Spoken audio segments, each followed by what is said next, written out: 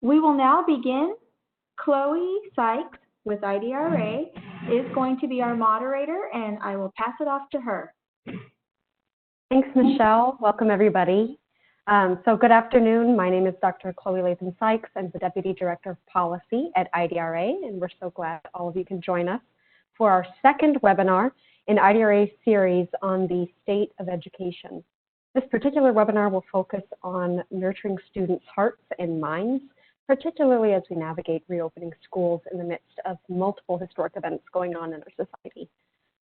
I'm joined today by 5 expert panelists. So I'm very, very thankful to have them on. They all work in either health, education, policy, and social and racial justice, and the business community. So I'm going to have our panelists briefly introduce themselves as I say their name. And I'm going to go ahead and start with Dr. Cherise Rohr-Allegrini. Hi, thank you. I appreciate the invitation. I am Dr. Cherise Rohr-Allegrini. I'm an epidemiologist. I have a regular job as a director of the Immunization Partnership, where we work to prevent infectious diseases throughout the state through improved vaccination across Texas. And also, I have served on the public health transition team for the city of San Antonio during our COVID response, as well as have been acting as an epidemiologist and advisor to the city since the start of this pandemic. Thank you. Thanks for being here. I'll turn it over to Ms. Aicha Davis. Introduce yourself just briefly, if you don't mind. Yeah. Hi, my name is Aicha Davis. I serve on the Texas State Board of Education, representing the Dallas and Tarrant County area. I'm an educator, so I taught secondary science and engineering for a little over a decade, and now I teach pre-service teachers at the University of North Texas. Thank you guys so much for having me. Thank you for being here, Ms. Davis. And next, could Ms. Lisa Marie Gomez, would you mind introducing yourself? Hello, good afternoon to everyone. First of all, thank you so much to IDRA for inviting me to be on this panel with such wonderful co-panelists. It's really an honor to be here. Again, my name is Lisa Marie Gomez, and I proudly serve as Vice President of Education and Workforce Development at the San Antonio Chamber of Commerce. I am a native San Antonian, first one in my family to graduate from college, as well as then go on to grad school. Prior to joining the Chamber, I did work at UTSA for several years, running all of their international programs, and prior to that, I had a chance to do a lot of policy work at the state, federal, and also at the international level. So at the Chamber, it's a great place to be because it's really my role is at the intersection of where, you know, business and education and workforce development, as well as government, all intersect. And so I get to be a part of helping to convene meetings to so that there's just a deeper understanding of what the different sectors need, and really just demonstrate how interconnected they are. In terms of just working on social justice issues, I serve on the policy table for My Brother's Keeper San Antonio, as well as for Diplomas, which is a Latinx student success program, as well as with several other entities that all promote equitable access in education, as well as just lots of policy advocacy. So thanks so much. Thanks, Ms. Gomez. Excuse me. And Ms. Marisa Pérez-Díaz, would you mind introducing yourself briefly? Absolutely. Good afternoon, all. I'm Marisa Pérez-Díaz. I am the Texas State Board of Education member for District 3, representing most of Bexar County down into the Rio Grande Valley. And I am really excited to be here today to speak with Idra and to be a part of this wonderful panel of experts to engage in really important conversations. At the state level, we're trying our best. Both my colleague Aicha, who's on this panel with me, and I do our best to make sure that equitable education is something that we are, it's something we're both driven by and that we really try to espouse when we're making decisions at the board. So just, I'm excited to be here and look forward to engaging. Thank you. And again, we're so excited for y'all to join us. I think we are still waiting for one panelist who may be en route, Mr. Gylon Jackson. So we're going to continue just in the interest of time, but when he logs on, we'll go ahead and have him introduce himself and bring him right into the conversation. So thank you all again. We'll go ahead and get started. Our first part of this webinar is going to be focused on kind of a well-being self-check. And particularly because this webinar is focused on so many issues, not limited to the COVID-19 pandemic, the issue of reopening schools, the recent swell of energy for the Black Lives Matter movement, and multiple other Supreme Court decisions that came down last week, as well as any number of issues that are still going on. So in the midst of all of that, I'd like to start with Ms. Lisa Marie Jackson. Do you mind sharing how you're feeling and Lisa Marie Gomez, pardon me. Do you mind how you're feeling about the present moment, given your role on any of these particular issues? Doesn't have to be all of them. Oh my. Well, so I think there is so much going on that I guess really just to be upfront, it is like there's a certain part that's just overwhelming. It's overwhelming, you know, even though like now I personally like am in a groove and working from home, but there's still so much uncertainty about, you know, when schools are going to open, should they open.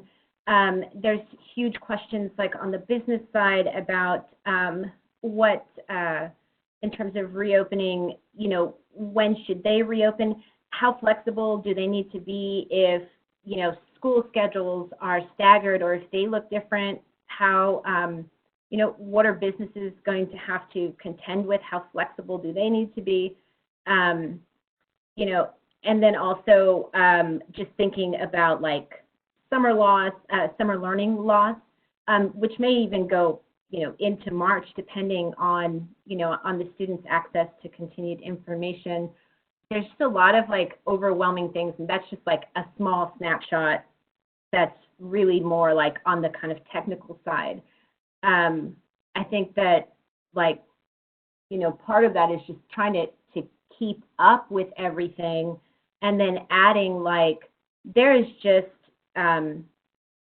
like a very, I mean, there's levels of trauma now and issues related to mental health that are coming up in conversations like I've never heard before, which I think is a positive thing, but it's, you know, it's, the conversations are so intersectional that it is important when we think about, you know, students going back to school. This pandemic has hit families, has hit students across the board, but in different ways, different levels of intensity, you know, depending on like if you know, how stable a household is financially, emotionally, you know, all those kinds of things.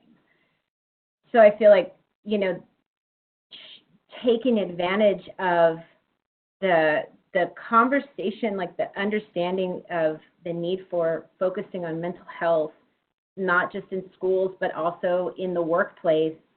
And then thinking, you know, adding on top of that, like, you know, building our community understanding and sense of trauma, and then our understanding of our individual roles, the roles of whatever institutions or networks that we represent in, you know, and being a part of, like, being a part of conversations related to racial equity, but also to, like, for restoration as well, like restorative practices, I feel like are also like going to be a big component of all of this. Right. So I feel like there's bits of these conversations that are happening in all these different areas. And the real challenge is figuring out like where to focus on. For me, I struggle a lot with trying to figure out, okay, well, when I'm reporting things to our board or talking with our business members, what are the top 3 things? How do you figure out like what are the top 3 things? So many different issues to really take and just sort of build on in terms of just action and acumen and understanding. Mm-hmm. It's really hard. I mean, obviously, like I'm still figuring out. I'm in the middle of trying to figure out like really what does that unified message look like, and how to make sure that as many people are part of building that message. Thank you, and thanks for starting us off. I see that Mr. Gylon Jackson has been able to join us. Mr. Jackson, would you like to briefly introduce yourself? And we have just started into the first question. So you're welcome to also answer the first question of how you are feeling about all the multitude of issues at this present moment, or you're welcome to pass it along and catch your breath, and we'll come back to you. But please go ahead.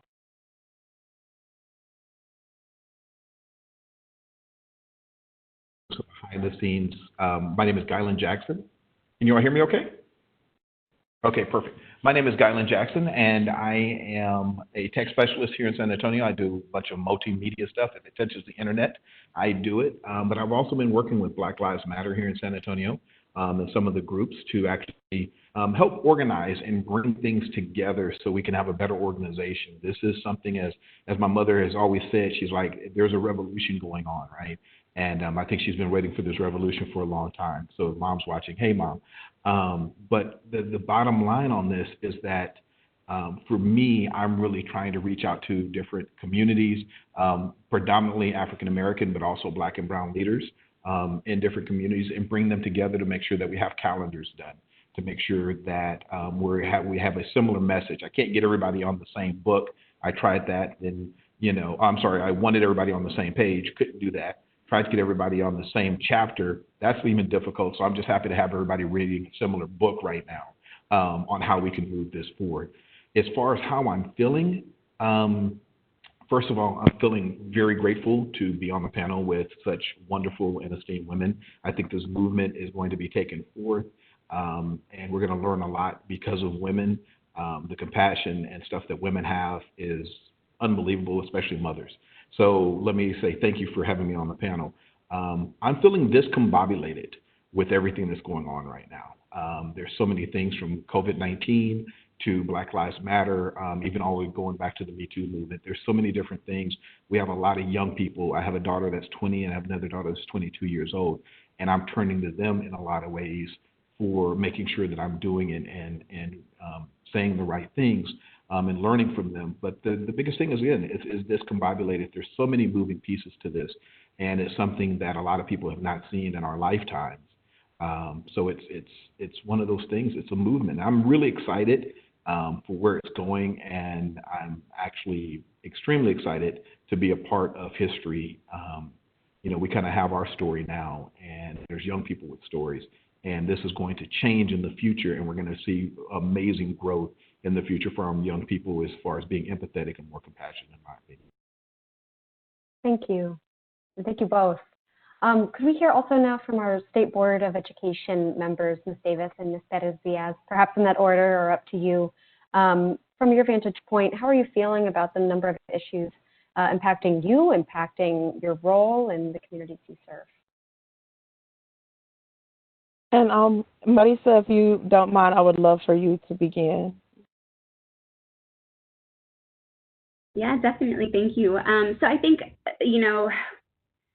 I guess I'll start personally. I think that this has just been a very, like all of us, we're kind of dealing with very different challenges, trying to manage, me personally, dealing with 2 toddlers at home and then work and school and board seats. And so it's overwhelming. But I think that in all of this, I think this is a really exciting time for us to engage in really, really impactful decision-making and really impactful conversations that can actually lead to substantive change. Mr. Jackson spoke about, this opportunity to engage with different organizations and different people, and that's something that I've been doing a lot lately in trying to understand how we can take advantage of this situation. And where I come from is, as a woman of color who serves on a board that's predominantly white, predominantly, we have a lot of affluent colleagues. That experience is different from my own. And I think about the students across Texas and what their experiences are like. And it's really important for us to uplift their voices as well in this conversation, because the adults across the state, across the country, and the world are experiencing a lot of mental health issues, socioeconomic issues, but our students feel all of that as well. And that isn't lost on me. And so for as much as the State Board of Education can come together and make some pretty critical decisions that can support our youth when they come back to the classrooms, or whatever that new normal is going to look like, I want to be a part of that. And I think that in doing so, we have an opportunity to create an education system now that doesn't ever have to be like it was before. Going back to the old normal was not acceptable for me. It was we're functioning within a system that was status quo, and it didn't work to serve all of our students. This is our opportunity, while everybody's vulnerable, while the system is vulnerable, for us to step in and make change, and do it together so that all of our kids are benefiting from it. Yeah, I will say personally, my first emotions was sadness. Sadness with COVID, sadness with the unrest, sadness with COVID, especially because you see my communities, Black communities, who are disproportionately affected by COVID. So many of our elders who we respect so much catching the disease, getting sick, and passing away, in such large numbers. It's so sad, because now you have students who are losing family members, some of them losing multiple family members, but they still have to deal with everything else going on at home. And sad because I have to see videos, of a Black man, in the street with a police officer with a knee on his neck until he dies. To me, that's sad. I have a brother who's like a twin brother to me. We've grown up together, and, his daughter was named after me. I love him. But to think that someone would think he's a threat, and he's a preacher and he's a good human, to think that somebody would think he's a threat just because of the color of his skin, it makes me sad. It makes me sad. But I've evolved to feelings of inspiration, seeing how these young people are really taken to the streets, demanding that systematic change occurs, something so that generations, that are coming up, they won't continue to go through this. I always say this isn't the first time, we've had a Black man lynched in the streets. This is not the first time we've had to have riots in response. It needs to be the last time, though. So, just seeing how they're really stepping up, really getting involved, really want to know what policy is going on in the cities, in the states, federally, so that they have better opportunities and so that their future children have better opportunities, that gives me so much inspiration, and it pushes me to want to make better policies for them. So as I think about what I have to do to support them because of COVID, to support them because of the unrest, it makes me want to do the absolute most I can to give them every opportunity and at equity. And so I'm so grateful that, they've really taken personal responsibility in the future, and in a more equitable future. So maybe nobody else has to feel the sadness that I felt, that other women and like you were saying before, Mr. Jackson, mothers have felt, because that was their sons, because, they've been lynched because of all the inequities, because of all the social injustice. So I'm grateful for organizations like this who bring this conversation forward, so we can be honest about those feelings, so that we can really start to bring on that change that our kids really need, and that their kids are going to need for their futures. So thank you again. Thank you. And Dr. Rohr-Allegrini, how are you feeling about where we find ourselves at this present moment? I would have, I'm unmuted. A couple of weeks ago, I would have said that I was feeling hopeful about COVID, about how our schools were restructuring, because we have known for many years of the disparities in our education system. And I'm in a poor school district. A good number of families in my school, which is actually one of the better off schools in our district, a number of our families were in desperate, truly desperate situations. And many folks gathered together to help each other out. But it was, the reason why I was hopeful was that everybody finally saw that and was willing to take action and to make a change and recognize that we need some drastic overhauls in our education system. So that was almost the benefit of our complete shutdown and switch to online learning. Unfortunately, our local situation for COVID has spiraled a little bit, I don't want to say out of control. I hope we're not out of control yet, but the last 2 weeks have seen something that's very scary to me. And so I've been the voice of calm for the last few months, and so probably today, when I saw the real impact that it's really having across our city and actually much of the state. So I'm nervous for what the next month or so holds for us. I believe that as a society we will get through this. I'm hopeful that on the education side we'll be able to find a way. It's not going to be simple. It's very interesting for me right now because I'm working with a private school that has a lot of resources, and they're going to be okay. But even they have to revise how they do things. But I also work with the teachers' unions and the ISDs who are faced with a very, very different circumstance for their schools. And it's scary, but I think that we're in a place now that we can make some very significant changes. And that interestingly ties together with the Black Lives Matter movement and the protests, which, as you said, this is not the first time. This has been going on, and we've seen protests before. I think what I see is the response is different this time, and maybe that's related to because where we were with COVID, we were all pulling together in a different way, and this finally brought us all out. And it's horrifying and tragic as it all the events leading up to it have been. The protests and marches have been incredibly inspiring.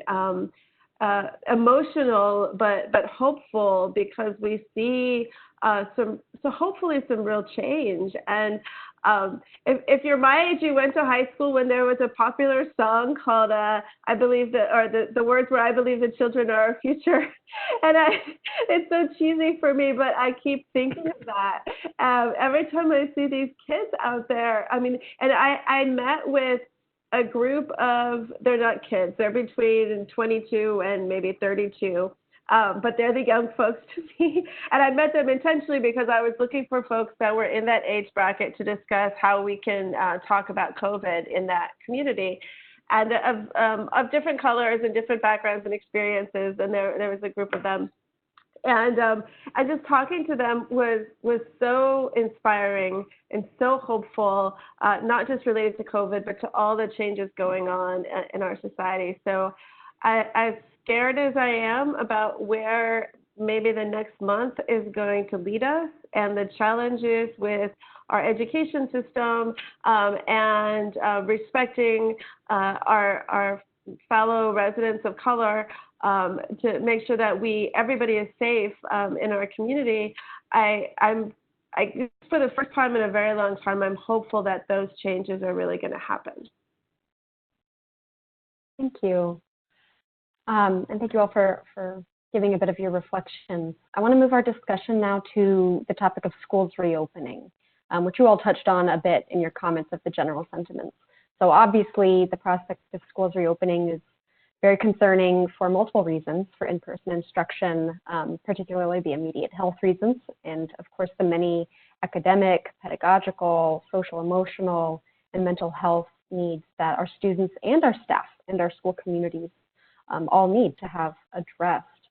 So the main question in this kind of transitioning segment for you all to think about is, what would you like your school districts, your local school districts, or perhaps the regions that you represent, so our School Board of Education members, to do or change to make students feel more welcomed and safe as they return in the upcoming school year? And I'd first, and I'm happy to repeat that, I know you have questions, but that was kind of multifaceted question, but essentially, what would you like schools to do to safely, and in all senses of the word safe, welcome school students back in the fall? Ms. Davis, I would like to start with you, if you don't mind, because I want to return to the gravity of your comments of exactly all of the traumatic, even if there's hope in the current movement, but the very traumatic events that have transpired and are not new, but that have some renewed attention perhaps, that are going on in multiple ways. So definitely, mental health supports will have to be a priority. We don't know what students endured while they were at home. We don't know if they were always in a nurturing and loving environment that entire time. We don't know. We don't know if someone maybe have gotten sick and it's really affecting them emotionally. We don't know what type of trauma our students have suffered. So, and then just the whole fact of being in this pandemic is just traumatic in itself. So the idea of kids going through this, schools are going to have to address that proactively in order to make sure that you are serving the whole child. That is very important. I think one of the most crucial things that districts will have to do, especially districts in my area, we serve a lot of students of color, majority students of color, is make sure that during that slide, when schools were shut down, we have some sort of strategies in place to get them that information that was missed, as well as building upon information that is now required for the new school year. There will be some accountability at the end of next school year. So there does have to definitely be some sort of measure to make sure that even those students that didn't have access to the online learning, they still have some resources to get them caught up and successful. If they're already behind, we don't want them to get farther behind. We got to make sure that we are meeting all of their needs while bringing them up to speed. And perhaps just different innovative and unique ways to teach different things, to give them different mentoring and tutoring. School districts have to think about all of these different aspects to building up that whole child because of what they've been through. And this is definitely going to take resources. It's going to take a lot of community partnerships. It's going to take everybody caring about our schools and our students and doing this all together as a partnership. And even now, so here in the Dallas area, we've had some numbers shooting through the roof like never before. I think yesterday we were either at 500 new positive cases or above. And that's an all-time high. So you can even estimate that by August, you don't know what's going to happen. You don't know if it's going to be better or worse. So it may be possible that you do have some of those students in those communities that have to continue some online learning. So it's just thinking about what are the best ways to meet those needs that we know exist right now, and then being proactive to think about those needs that will happen in the future. And this is not an isolated incident that will probably never, ever happen again. So what do we need to do if this pandemic occurs again? What do we need to do to make sure we can jump into quick action, especially to support our children of color and those communities that we know are going to have some deficits? What measures do we have in place so that when this happens again in the future, we can address it immediately and keep it pushing so that those kids can consistently receive the education that they deserve? Thank you. Ms. Pérez-Díaz, do you want to follow up with any of the resources and partnerships or other things that you'd like to see changed in your district? Yeah, absolutely. So I think that right now we're at a crossroads, right? We have an opportunity to engage in institutional conversations about supporting our school districts. I think to Ms. Davis's point, It's going to, we've always talked in education about how it takes a village and everybody has to be involved. This is the time where, that is not just a narrative that needs to be put into action. It's a challenge because, so in a half hour, superintendents across the state are going to hop on a call with the Commissioner of Education. They're going to get a briefing on what school funding is going to look like in the year to come.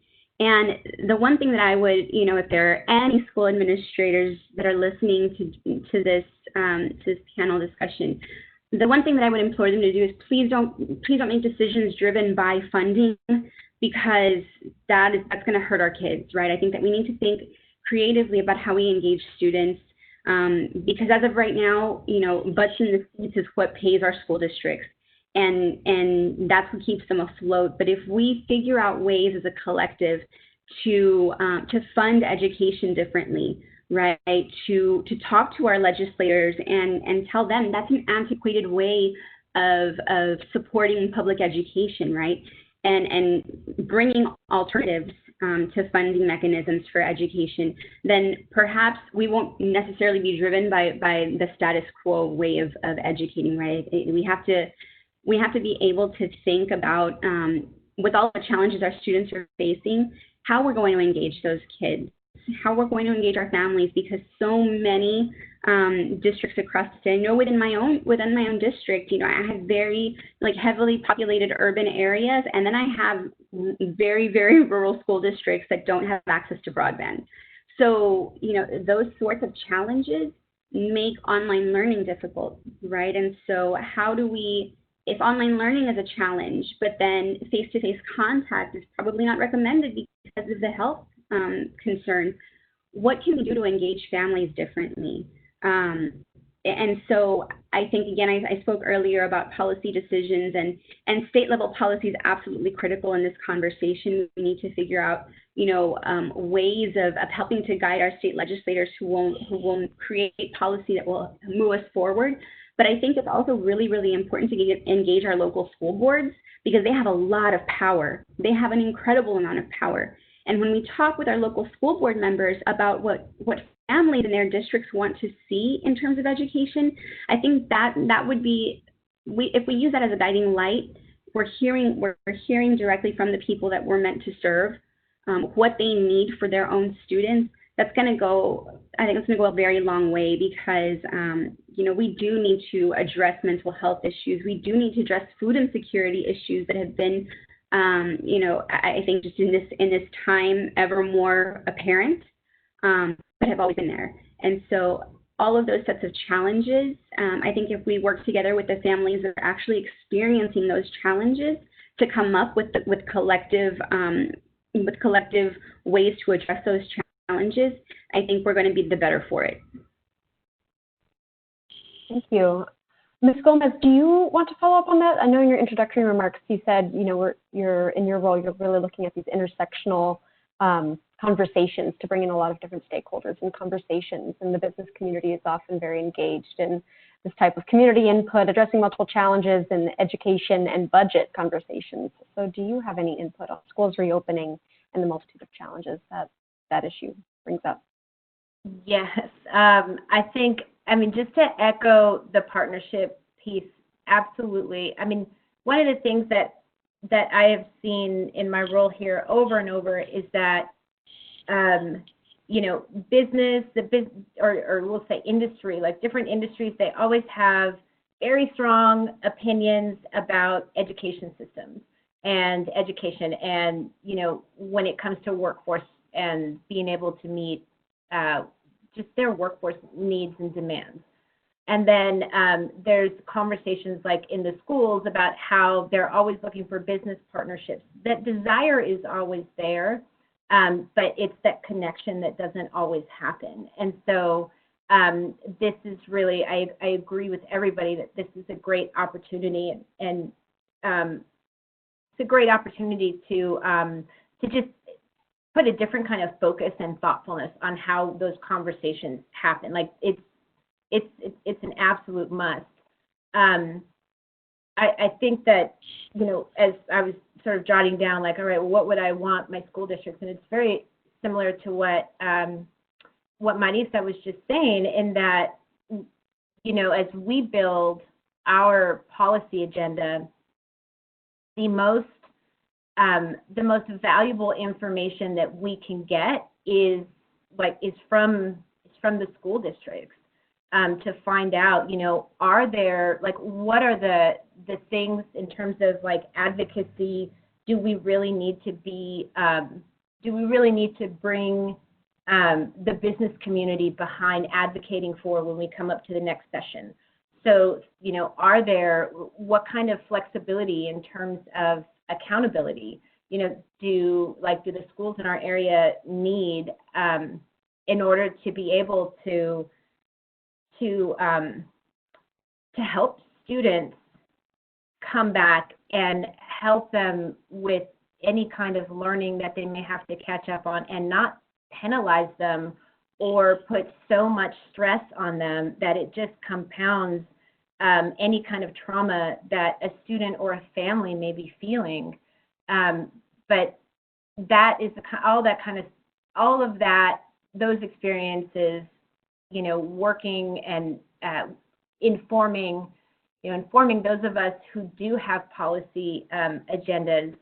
It's so important. But I think, you know, where the education agenda, sometimes it is a little bit elusive to the business side. So I think that's the importance of, you know, being able to bridge those.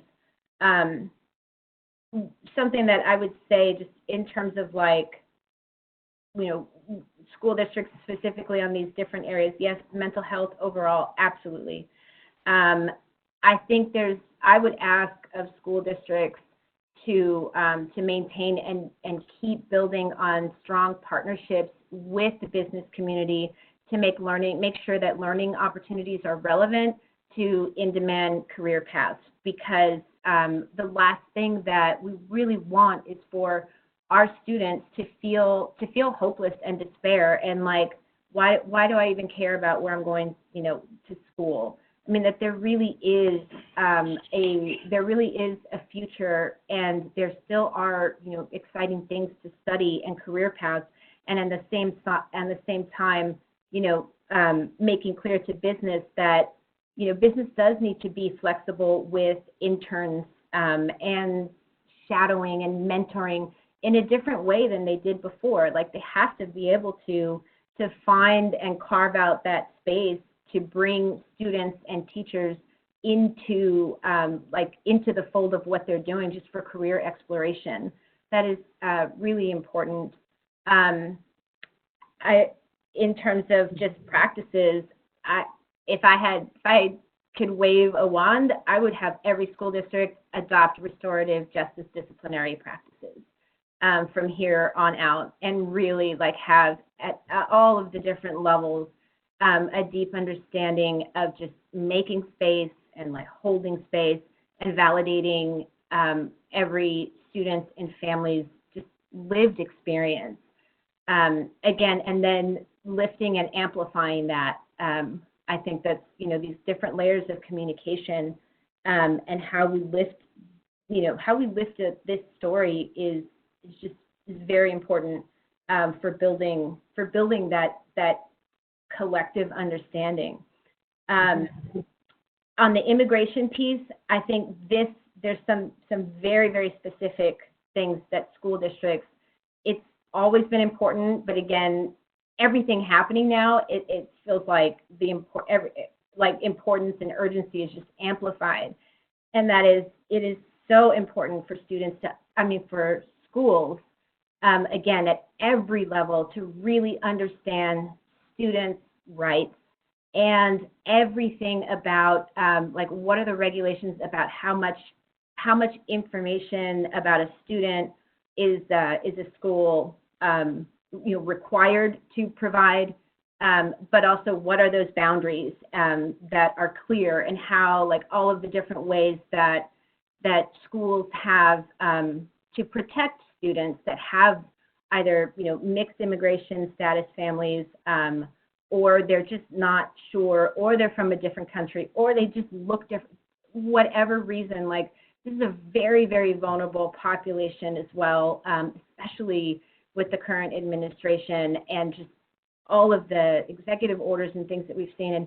And that's schools understanding how to protect this particular population from federal authorities is critical for, for students to feel welcome and safe, and even just feel like if they have an issue, if they have a problem, that they can talk to somebody in a school about it. Thank you. I'll add, and we're happy to send it out afterward as well, that IDRA had released a number of resources that we do frequently, but in particular related to last week's decision. Yes, and I just shared those with thank you. Everybody on my council, absolutely. I'm so glad, and we're always happy to be a resource in any of those realms. But you're absolutely right, and I'm glad you brought that point up.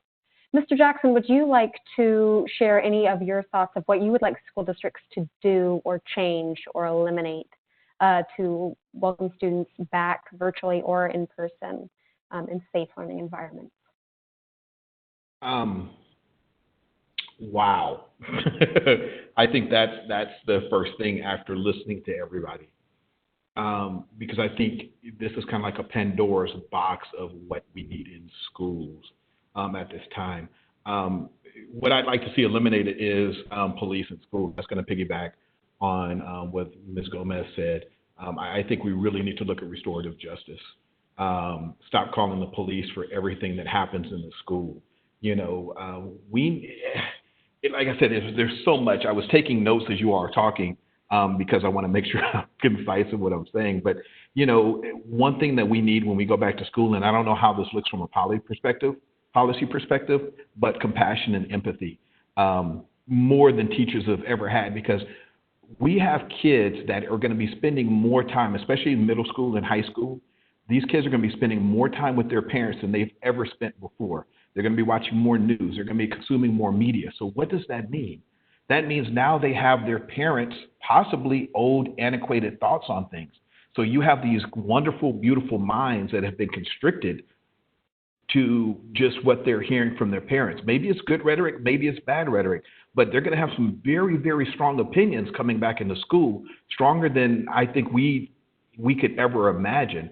So compassion and empathy for teachers, and that goes to restorative justice. Because listen, you're going to have a teacher that's going to say the wrong thing, and the entire school will get up and walk out.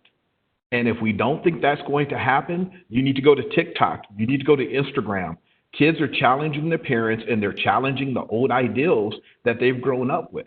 I have wonderful parents, but I can remember some of the things that my parents have said as time has gone on. So again, these opinions that these young people are going to have, they have to be respected, because if not, the money where school districts get paid for butts in the seat, there's going to be a lot of kids that say, you know what, I don't want to be here anymore because this school is not conducive to a learning style that I need to be a part of. So I'm not telling any students to walk out or do anything like that, but I'm telling you, I truly feel that it will happen because, again, kids are connected like they've never been connected before, and it could be based just on a rumor. Internships was very interesting, how internships from the business community are handled. I know my daughter was, and again, she's 20 years old, and she's actually at University of Houston. One of my daughters is at University of Houston, and she was with MetLife. MetLife was actually going to have her come work in North Carolina, but now what they did is they said, okay, you're going to work from home. So a company like MetLife is already looking at the impact that this is having and saying, you know what, this is how we're going to do it. You all can work from home. We're going to send you a laptop. They have meetings every single day. They have Zoom meetings every single day. They're still getting paid a great wage. And I think my daughter's enjoying it a lot. But knowing that some businesses are already on that path to do stuff like that. Not only do we have what's happening with COVID-19, we also have the Black Lives Matter movement. And then there's an election coming up. So, to my policy advisors out there, to future Dr. Pérez-Díaz there, what does that actually look like when you're sitting down and talking about policy? Again, it's almost like a powder keg. And I have faith in society. I have faith in community. I have faith in the kids. I actually have faith in the teachers. But with cancel culture now, There are going to be teachers that post something that may be friends with the parent, and they may go on some stupid rant or their personal rant, be it stupid or not stupid. And next thing you know, a kid's going to have a screenshot of it.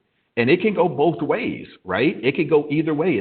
We're not just talking about people of color saying stuff. We could be talking about a Me Too part. But I think there's a heightened sense of what's going on. So from a policy perspective, I have my opinion on, technology-wise. I see what these kids are doing on a daily basis with tech. But, man, we're talking about policy. So what does a student say? And then are we automatically going to kick that kid out of school? Because we already know from a discipline perspective, Black and brown students are overly, and I don't want to use the word police, but overly policed in school. So what does that look like now? I have a lot more questions than I have answers. I am extremely hopeful.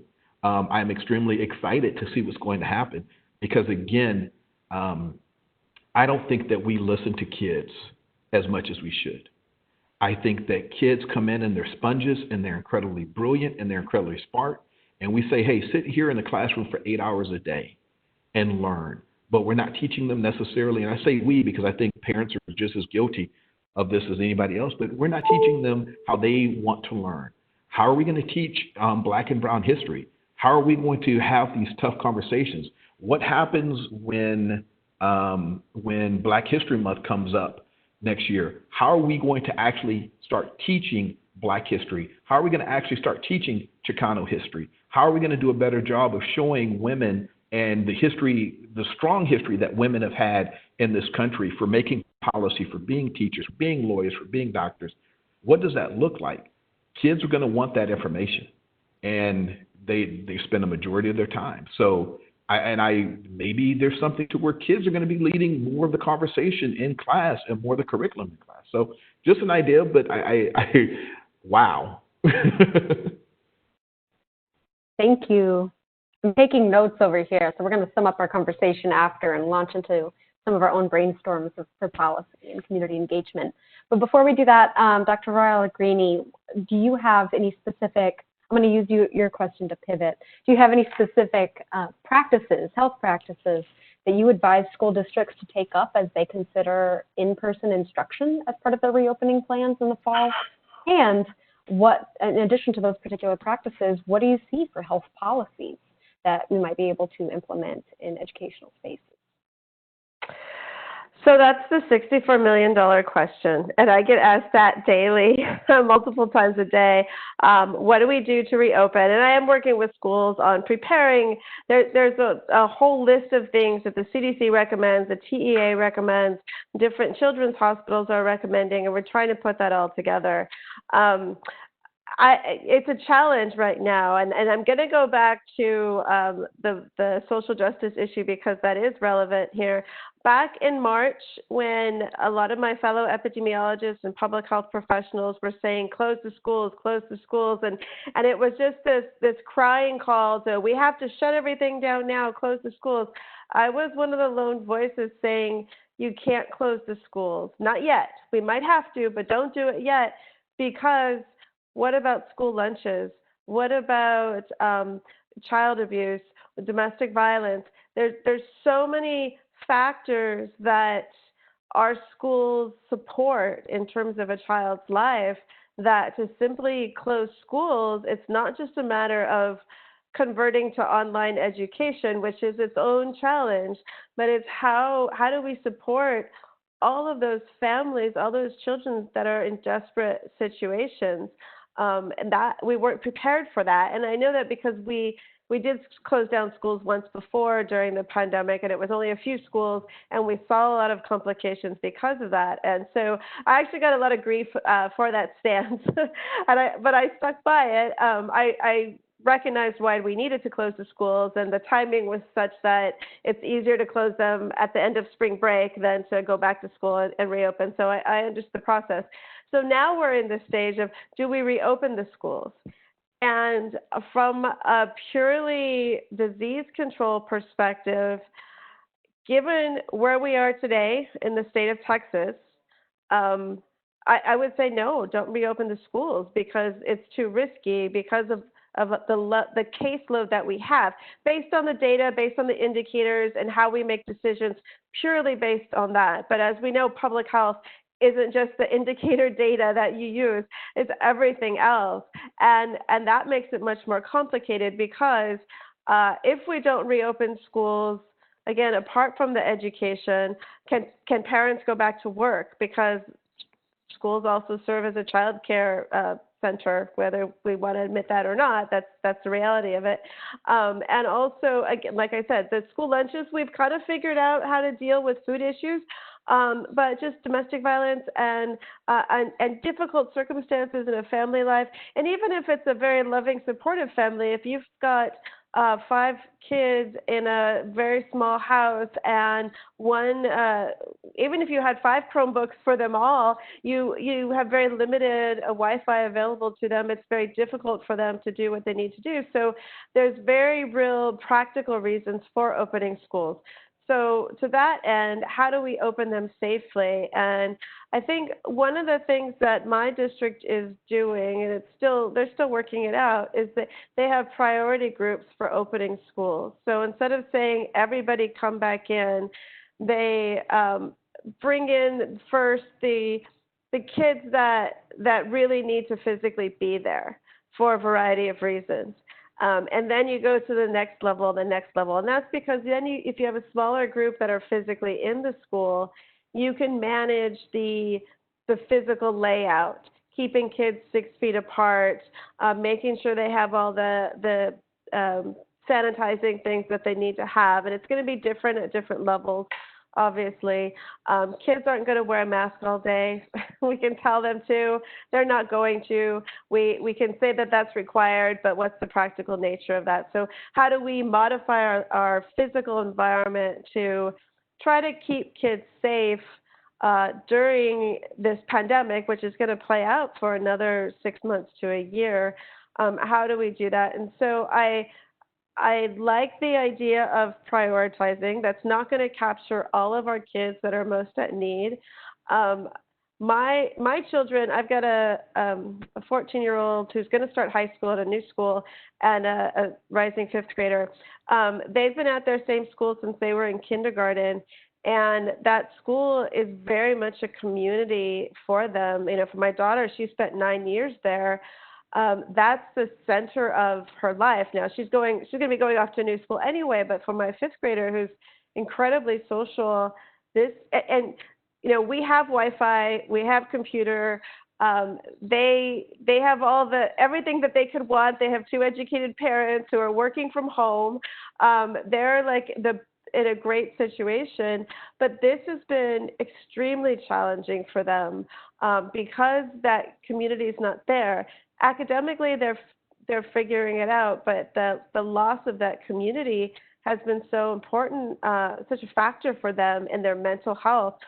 So I want schools to open for everybody, but I also recognize that we might have to be a little bit more selective, and my kids will probably have to stay at home for a bit longer to make space for other kids that don't have those advantages that we have the privilege to have.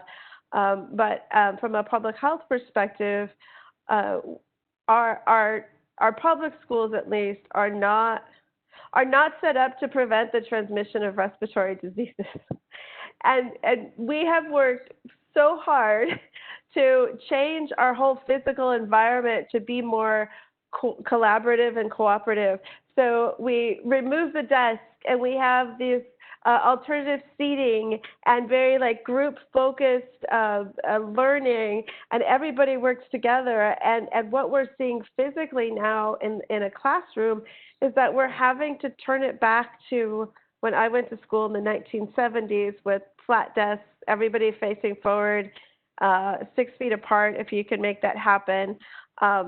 It's not going to be practical to put plexiglass barriers, and I'm not sure that it's necessary. But we're having to change our whole focus into an old school model that I think most teachers don't want. They're really frustrated by that, but that might be what we have to do, at least in the short term. So I hope I answered your question. I'm not sure I got to the second part of that. You might have to remind me, or we can carry on.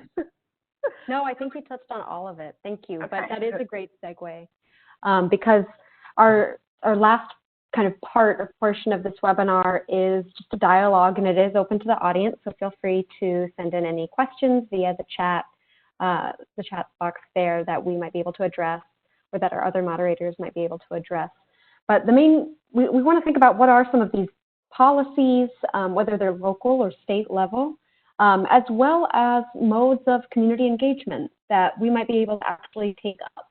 We're really aware now of just the breadth of challenges. So I'm just going to read off a few policy areas that I heard through our call to get our brains in the policy arena, which is also my little slice of our policy team. So this is really where I love it. But I heard there's a huge need for schools and districts to be in partnerships with other types of organizations and businesses for both service delivery and to enhance student opportunities. I heard there's a greater need for more teacher supports. I heard addressing the digital divide, co-constructing curriculum and ethnic studies, perhaps I know is part of that or can be part of that, but also co-constructing curriculum between youth and instructors and teachers. I heard funding needs and the need for just more resources for schools to be able to tackle these challenges. I heard breaking ties and ending contracts with internal or external police departments with school districts. And I heard an overwhelming need for restorative practices and mental health supports.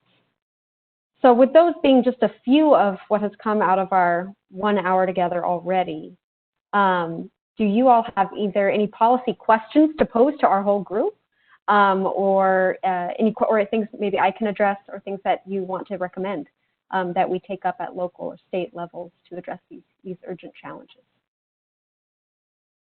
I would love to begin with that because I did hear a lot about restorative, and I've seen restorative practices work wonders in some districts with some students who, are maybe in an alternative setting. People have, only resorted to disciplining the student rather than trying to figure out what's really going on wrong. So I've seen some amazing things happen with restorative. I do want to give you a little information about that. The Texas Education Agency does have an office that's dedicated to restorative practices, but it has 2 people in it, a director and someone who assists her. And it is her responsibility to do all of the training across the entire state of Texas for restorative practices. So you can easily gather that the large amount of people don't receive it. There's not the capacity there for it. It could be the commissioner has not necessarily put funding behind that. If you're looking for something to advocate for, I would strongly advocate for more resources to restorative in TEA, more manpower, the ability for more districts to receive the training. Right now, the training is offered only at the TEA office, so those districts will have to travel to Austin. Now, the training is free, but getting there and staying there is not, and it's expensive in Austin. And so a lot of times, they miss out on that training because of the related expenses. So advocating to expand that office and put more emphasis behind restorative practices. And the director now, Dr. Gylon, has a strong history in restorative. She actually worked in the White House and did some federal studies on and research on the importance of that. So I really hope you guys do some advocating on that, but that would be a great way to start. Another thing that I was inspired to think of, listen to your conversation, there is no Office for Equity in the Texas Education Agency. So there is no one who is specifically dedicated to ensuring that an equitable lens is used for policy decisions. I sincerely believe we would benefit from having such an office or a full department because most of the time our discussions come from a lens of privilege. So when we talk about the things that are going on, we talk about the districts who are doing okay, and we kind of leave out the conversations the districts who are not doing okay. The students have historically not been treated okay. So if we have that office that focused on equity, it would be like an accountability to make sure that that lens is used, and it would make a huge difference in some of the items that come before our board, some of the decisions the commissioner makes on his own, it would make a huge difference. So those are two things that I would love to help support that in any way. But two ways you can make a huge difference for some students that need help the absolute most. And actually in the Senate interim charges, disciplinary actions and disciplinary settings are actually a priority from the Lieutenant Governor. So since he's listed those overall topics as interim charges, it's a lot of opportunity to put some good meat under those bills so that they're supportive for our students. So making sure whatever bills come up about those topics, making sure they have good supportive measures, and it's not about more and more discipline. Like we've seen enough of suspending kids just for any little thing that they do. So I really think that those will make a huge difference when it comes to improving outcomes and opportunities, especially for children of color. Not many people outside of education know discipline statistics are all available online. They're all on the website through TEA. So you can literally go in there and see how many students are getting suspended from each district, from each school. And you can also kind of break that down to look at the percentages of students of color. And you will see, I mean, it is extremely disproportionate. We talk about how school to prison pipeline, that's in the flesh. So we really have to start being proactive and intentional on the things that we do and the policies that are for our kids, especially our kids of color, our kids from low-income environments, to make sure that they have those equitable chances to learn.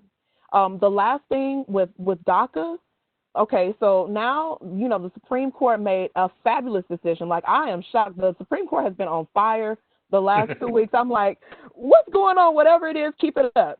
So I think one of the most important things, and it makes me think back to Juneteenth. The history of Juneteenth, that day is not to commemorate the freedom of enslaved people. The enslaved people had been legally freed, but they weren't aware of the law and the policy. They kept that from them intentionally.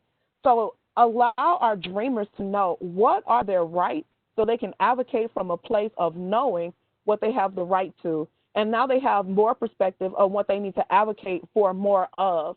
You know, I would love to see our dreamers be eligible for funds for college. I taught at Irving High School. I taught ESL classes. I taught some of the smartest kids that I've taught in my over decade of teaching. But to see them not have the opportunity to go to college and receive financial aid is absolutely heartbreaking. I mean, it teeters on, you know, morally, why would we want to do that to our students? So helping the community know the rights that are involved with DACA that our dreamers do have, so we can really be focused and intentional in increasing those rights and expanding those opportunities for our kids. So those are some of my policy suggestions, and I would love to help fight with you along the way with any one of those. We're going to take you up on that. We'll be following up with you, Ms. Davis. Yes. Anyone else? So recommendations, questions? So I'll say Aicha's on fire. She knocked out some great points. I will say, you know, one of the points that you made was talking about the disciplinary data that's been collected, right? That just goes to show you where the priorities lie when we're looking at data collection, right? What I would love to see more of is more social work, more social workers assigned to school districts, right? Where we prioritize that over you know, your perhaps, you know, the whole defunding police departments, right? This would just be a reallocation of resource for social workers who can actually bear into the work and kind of work with families and students through mental health services. So for me, one thing would be as we look at allocations of funds in school districts, prioritizing social workers is really, really important because these individuals are experts at understanding how to navigate resource, how to identify what students are going through, and they just have this way about them that isn't so punitive, right? It's a better way of addressing social emotional issues that I think many of our educators are just quite frankly overwhelmed. They don't have time to address, and so that's number one. And just looking at the data, African American students make up only 13% of the population in K-12 education, but I believe that statistically, when it comes to students who are enrolled in DAEP programming, I think it's something like 22% of them are in DAEP programs. So those are like your alternative education programs because of disciplinary issues. That's insane. That outnumbers their white counterparts. So those sorts of statistics are being collected. That data is being collected. And so if we could just refocus on something like social work, right, and restorative justice practices, that's absolutely important. I think in terms of the DACA point Aicha made, there's, IDRA does a lot of really fantastic research and work to support, DACA recipients. I think there's another program, there's another nonprofit organization that supports families and students in schools, and that's IM Schools, IMM Schools. That organization is tremendous in actually getting in with families, just having conversations, helping non-native speakers navigate the education system. They're doing amazing work in exactly what Aicha was talking about, helping them understand their rights and how to navigate the system is absolutely critical. And then I know that Mr. Jackson mentioned, how do we teach Black and Brown history, and how do we teach women's studies? For me, the trigger is, in order for us to effectively teach those sorts of programs, we have to have educators who have the know-how. So for me, employing, at the higher ed level, really actively recruiting educators of color is really, it's so important.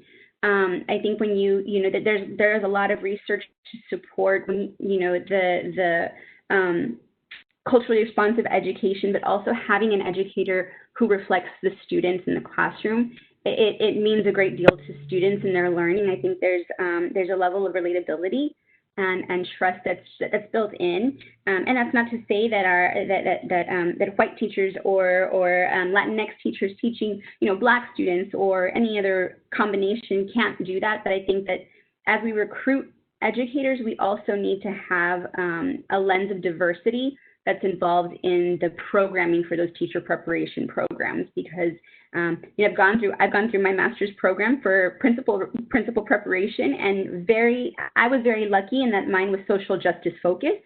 But had I not found a program that was social justice focused, your traditional principal preparation programs don't include diversity, or it's not prioritized, and that's really, really important. So in order to have individuals in the classroom that are helping engage our students in curriculum that prepares them, they need to themselves buy into why it's so important. So another policy point is just actively helping to recruit educators of color in teacher preparation programs, and talking with higher ed institutions about what is needed to make that happen. I think that's all I have. Thank you. Dr. Johnson, I see that you are on. Do we have comments from the audience? Well, there are no questions directly from the audience, but myself and Michelle have been taking in all that has been said, and I am definitely on fire. It's amazing to me that I have such a job that allows me to have these conversations, because, and I'm being very serious when I say that there are so many of my friends and family members who feel the same way that we do, but they have no outlet. And they know that this is the work that we do. And so I'm just sitting here like this is, it's a horrible experience, but it's just wonderful to know that I have colleagues such as yourselves that can have these conversations, and they're difficult conversations, yes. But some of the things, I just want to share with you a couple of things that we've been thinking about, because everything that was mentioned, I've been taking all these notes, and we joke about my little pink notepads, my stickies, but everything that we've taught, that you have mentioned today, like restorative justice practices, I think are above all one of the best investments of time, money, and energy in our school today because there are so many of the concerns that have been mentioned. And so I have to step back for a second. For the IDRA EAC South, our IDRA's grant, we are a federally funded program that provides technical assistance across 11 states plus the District of Columbia, so basically the entire South, around equity issues related to race, gender, national origin, or religion.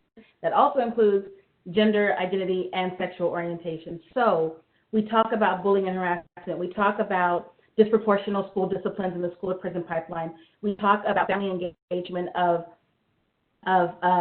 family engagement for students, either because they are not socially distant, but they are disengaged from the school district, either because of a lack of communication, a lack of bridging of cultures, but primarily for African American and Hispanic children, English learner students, and then sometimes we also do training around religion. That's not the most requested. We're usually talking about Black and brown children and the inequities that are enacted upon them in school settings.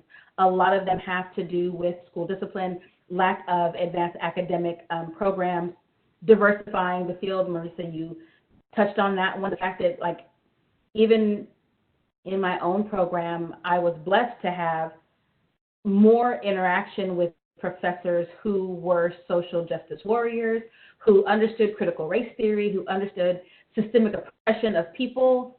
And so those are things that we definitely are now seeing a surge of districts wanting to address those issues. Even when I have a Fitbit, so this is a crazy example, but I have a Fitbit. When I logged into Fitbit the other day, I saw their Black Lives Matter post, and I'm like, wow, okay, and I'm totally there with you, Gylon, on NASCAR. I was totally blown away.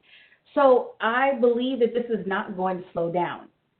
The reckoning is upon us, and I'm thankful to be on the right side of it. But IDRA and the EAC South, we are in all of these spaces. We talk about eliminating police in school. That's a strong recommendation for us. We've talked about advocating for restorative practices across the state of Texas, and for us, 12 states.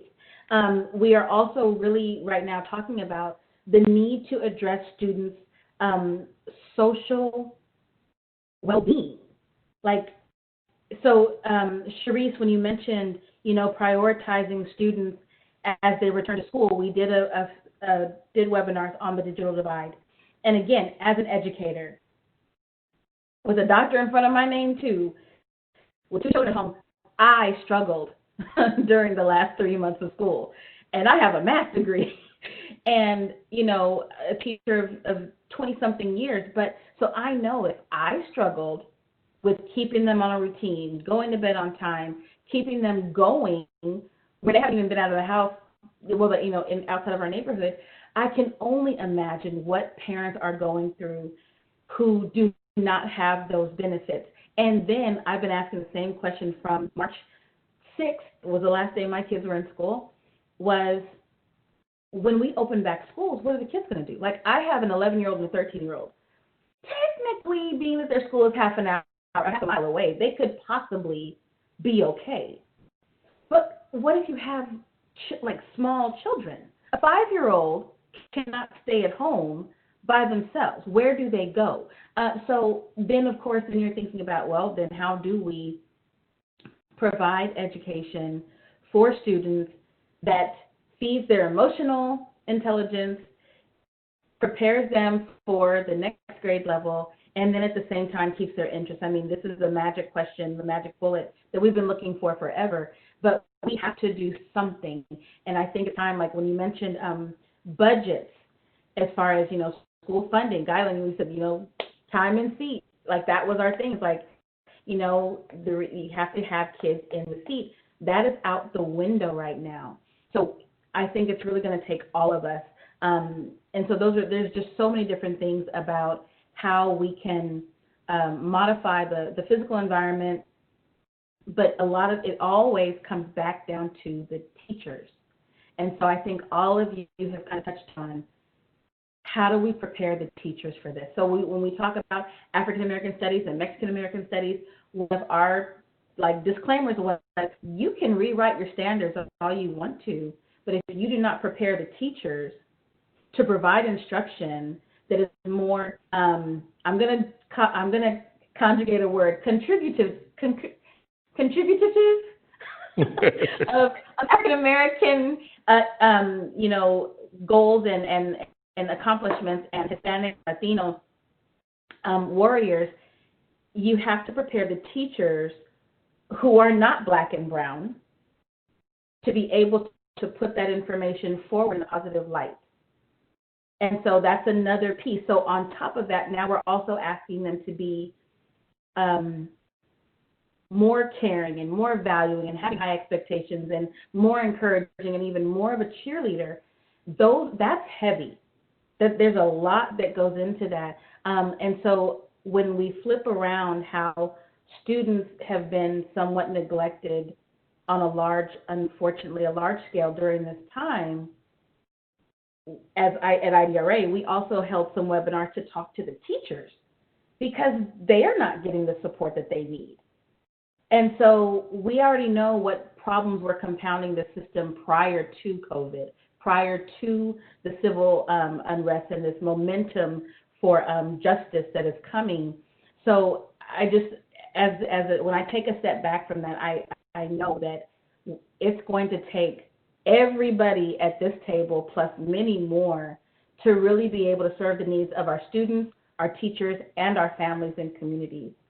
And so I shared in the chat box some information, some research on disproportional school discipline, exclusionary practices that were mentioned, and I also shared IDRA statement on the DACA Supreme Court decision. But it's really important that we continue this conversation. I know that we're getting close to time, but we had our student panel last week, and they had a lot to say. And Gylon, you hit something that I had not considered because my children are so young and they pretty much think that I'm a genius. What happens when parents and students don't agree? Like all the families I'm witnessing, it's like the whole family is going to protest, or the whole family is in their car and they're driving down the street. It didn't even occur to me, because we don't raise children that way, that we're open and honest with them. So it just hit me that you have students who may not have the same perspective of their parents at this time. And like, what does that look like? And Michelle asked the question, like, how do teachers begin, how do we prepare them? How do we equip them to have these conversations about race, not culture, not blowing smoke, because that's what happens. We have to prepare our teachers to talk about race, because that's what the conversation is. It's not about fairness. It's not about equality. It's not about my fellow man. It's about race. And it's time for us to have those conversations. And we have many teachers who, as you said, I think it was Lisa Marie, that, as you were saying, in the business sector, you have some people like, oh, yes, we need to do this and talk about this. And then you have the other ones like, oh, there's a problem. We have the same problem across our society. Mm-hmm. So, and in education. So it's really, I am seeing Marisa's statement. I'm sorry, I can't moderate and talk at the same time. Thank you, Dr. Johnson. No, and also LGBTQ students, and we're doing a lot of work in that area right now. So it really is, all means all. And our students, like when we talk about safe schools, IDRA means in the classroom, on the campus, in the community. And so it starts, they spend the majority of the time in the classroom with those teachers, and not all those teachers, I won't get fired if I say this, not all of our teachers are safe. Not all of our teachers provide a safe space. And so it's time that is no longer allowable. And so every single thing that you have said today, I'm just like, woo, I'm ready to go, like, I shouldn't say light something on fire, like a candle. A candle. But no, seriously, I thank you, because I really don't, I really don't know that people are ready for all of these conversations, but we can't wait for people to be ready. That's And right. so I thank you. Even Cherise, again, when you said, hearing you say, no, we cannot open schools the way we think we're going to open schools. So what are we going to do about it is the question that really, and I know that I think about my principals and superintendents all day, because I would not want to be in their shoes. And I know they're working hard, but I really do, as you all have said, I hope they are listening. Mm-hmm. I just hope they are listening. And it cannot come down to dollars. It just can't. In fact, our president just put out a statement about how we need, if this is not a rainy day, I don't know what is. That's basically what she said. She's like, I don't know what the rainy day fund is for. I don't know if there's been a rainier day in my lifetime. Mm-hmm. So I'm gonna turn my camera back off.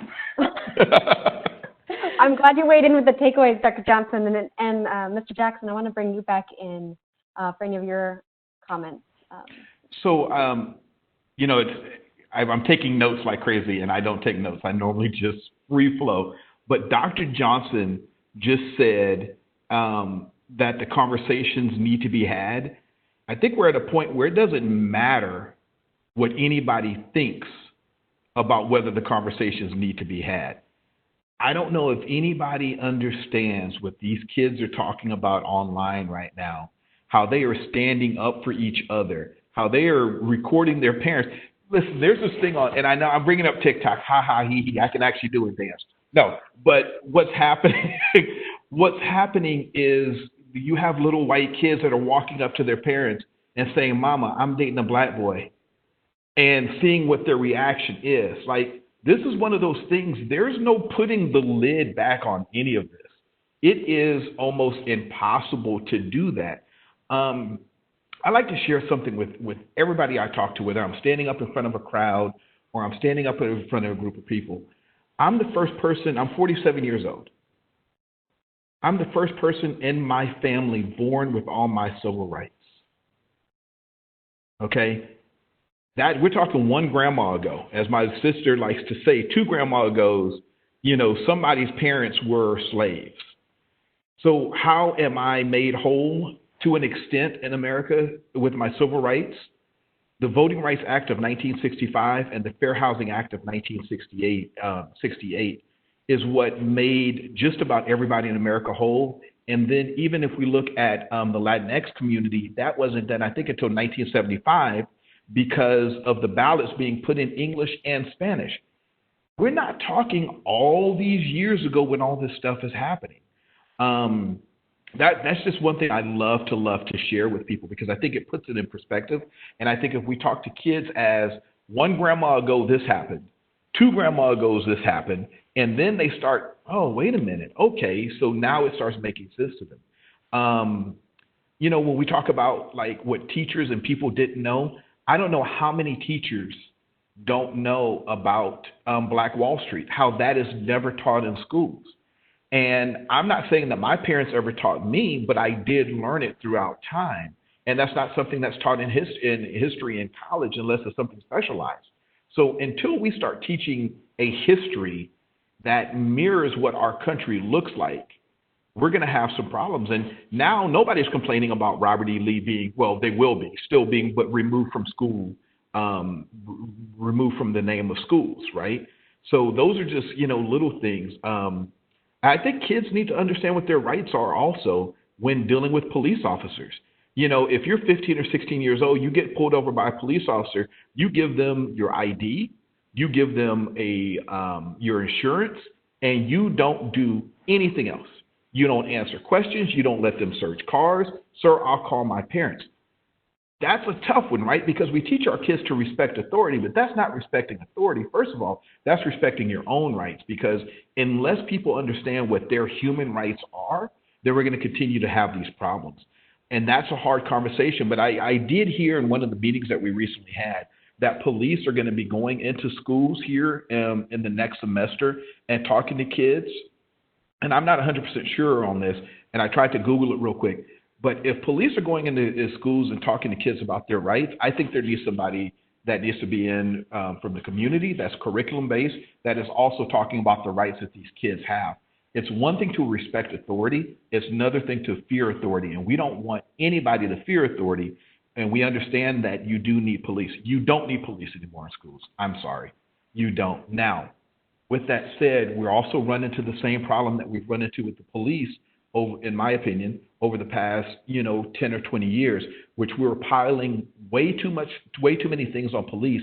Now we're piling way too many things on teachers. I don't think anybody understands the gravity. And I'm in this conversation now, and I could go on this conversation for another 3 hours. But the gravity of what teachers are going to have to deal with in this next upcoming school year, And so I'm excited about where we can go, and there's that word again. I'm happy about that. But again, I'm wondering, what does that look like? And so I will throw this out to you all. Any way I can help, anything I can do, any questions I can ask, I want to be a part of the change, because it does start with the kids, and they're malleable, they're smart, they're intelligent, they're beautiful. And, they don't necessarily see color until we teach them about color. They see a difference, but they don't see color. And then as parents, we go and screw them up, right? Hey, what did you talk to little, Juan today? Yeah, what does Juan look like? Oh, he's a little Mexican boy. Oh, he's Mexican? They don't even realize any of that until we put our implicit bias on the kids. So anyway, I am for defunding the police, meaning moving more money to other places. Restorative justice is huge. And, I used to be one of these parents and people that would say no prayer in school. I'm still, but I think there needs to be moments of silence. I think we need to look at meditation. I think we need these kids to slow down for 15 to 30 minutes. And if we can do that, I think then that helps with restorative justice, because it's normally what Jimmy said to Tanya about Tony. And now everybody's in an uproar, and none of that really matters. But again, that's a lot to put on teachers. But I know we're getting close to time. Again, I do want to say how grateful I am for being a part of this. And for those who are in the school, those who are doing policy, it's beautiful. And thank you for coming to the table, because we need this as a society, as parents, as single fathers, single mothers. There's so many things, but nothing's broken. It's just the way it is. And one more thing before I go back. I called my dad 2 weeks ago crying. I couldn't do it anymore. And first thing he said, well, back in my day, it was pretty, and this is, 1960, 50, 48 and 50. He said, well, back in my day, it was rough. He says, but I don't know if we had it this bad. And I'm thinking, well, what's bad? He said, because y'all got COVID-19 also on top of everything else. And at that moment, I stopped crying and I started laughing. One more thing, IDRA, Ben and Jerry's, partner with them. Figure out how to do it, because they're on the right side of everything right now. So, and NASCAR too, which is weird, but that's a whole nother conversation. It's like we're living in an upside down world right now, or Inception in some cases, But anyway, thank you all so much. And I know we're not saying bye yet, but I just want to say thank you from the bottom of my heart. So thank you. And I think you said it beautifully, Mr. Jackson, kind of giving the whole takeaways from our conversation. We are just about at time. If anyone else has a burning recommendation or comment, you have probably 15 seconds. I'll save my policy recommendations for, I can send those in, because there's a couple of comments that I really want to just get in. First, just expressing lots of gratitude for this conversation and for allowing me to share this space with you all. Things that I think are important to keep focus on and to think about is, one, changing our narrative about teachers, because teachers are nation builders, and elevating their work and their profession is so important. And I think people see that now more than they saw before, when we all became at home teachers. And at least for me, realizing how bad I am at that. Second is never losing sight of the importance of student voice. And, you know, I have worked in several post-genocidal countries that have developed their own restorative justice or reconciliation councils, and that have worked because they were developed by the communities that were most impacted by the atrocity. Communities, whether, you know, it's the young and the old, know what they need for healing. And so keeping that as part of any policy conversation is super important. Thirdly, is that I think another fundamental thing that crosses over many areas is just in our communities, both in Black and Brown communities, we have to figure out how to teach our communities how to build wealth and assets, because the disparity in our overall, like, the financial disparities are just appalling. And even if you come from a family that has managed to save, I forget what the statistic is, it's just ridiculous of how many, especially like brown families, have saved, but their money has done nothing because it's just sat in a regular savings account for maybe 20, 30 years. We have to learn how to help our communities build wealth. And then finally, I saw the other day this I don't even know where I saw it anymore, right? Some electronic device on some, like, you know, platform that rest is radical. And that is something that I think, like, whether, like, if you're in this work, if your heart, your body, your mind, everything is in this work, how important it is to remember that, like, how true it is to take care of ourselves, you know, to put the oxygen mask on ourselves, as one of my friends in another webinar said, so that we can keep going and also demonstrate that to others around us. I think that's a perfect way to cap off this webinar, especially as it's called Nurturing Hearts and Minds. I think we miss the bodies, that physical rest and the mental well-being is core there. So thank you all for joining us in this webinar series on the state of education. So grateful for your time and attention and insights. There's a great chat going on in the chat box that I know IDRA will save, and we look forward to continuing to be in touch with all of you and the good work that you do. So thank you all so much.